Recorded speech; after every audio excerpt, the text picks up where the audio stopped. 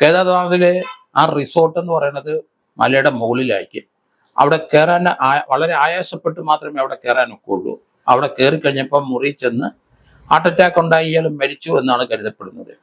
ഇയാളുടെ മരണത്തെപ്പറ്റി നമുക്ക് വിശ്വസിക്കാൻ പറ്റില്ല. ഇയാൾ എന്താണ് മരണത്തിന് കാരണമെന്ന് പോസ്റ്റ്മോർട്ടത്തിൽ ചിലപ്പോൾ ഇല്ലാത്ത ചില സാധനങ്ങളൊക്കെ കഴിച്ചെന്നും വരാം. അത് അവിടുത്തെ പോസ്റ്റ്മോർട്ടം ആയതുകൊണ്ട് കേരളത്തിലെ പോലെ അത്ര ശ്രദ്ധയിൽ ഉണ്ടായിരിക്കത്തില്ല എന്ന് ഞാൻ കരുതുന്നത്. എങ്ങനെയാണ് ഇയാൾ മരിച്ചത്? ഈ നല്ല ആരോഗ്യമുള്ള ആള് ഹാർട്ട് അറ്റാക്ക് തന്നെയാണ്.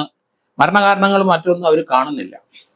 എന്തായാലും പ്രേംനാഥിനെ പറ്റി കേരള പോലീസ് 3 മർഡർ ഇവിടെ ചെയ്തതാണ്. ഇവന്റെ പൂർവ്വചരിത്രം ഇന്ന് വരെ വെളിയിലായിട്ടില്ല. ഇവൻ ആരാണ്, എന്തായിരുന്നു തൊഴിൽ?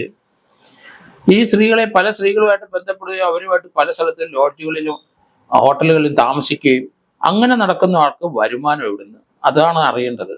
ഇയാൾക്ക് എന്തായിരുന്നു തൊഴിൽ? മോഷണക്കാരനായിരുന്നു? അത് തന്നെയാണ് ഇവയാളുടെ വരുമാന മാർഗം എന്ന് സംശയമുണ്ട്. ഇയാളെ 40 വയസ്സായി. ഇയാളെ പറ്റി കൂടുതൽ അറിയേണ്ടിയിരിക്കുന്നു. കൂടുതൽ അറിയാൻ ഇയാൾ എന്തുകൊണ്ട് ചിങ്ങവനത്ത് അവിടെ സാമൂഹ്യ വിരുദ്ധന്മാർ കൂടെ താമസിക്കുന്ന സ്ഥലത്താണ് ഇയാൾ താമസിച്ചെന്നും വാർത്ത വരുന്നുണ്ട്.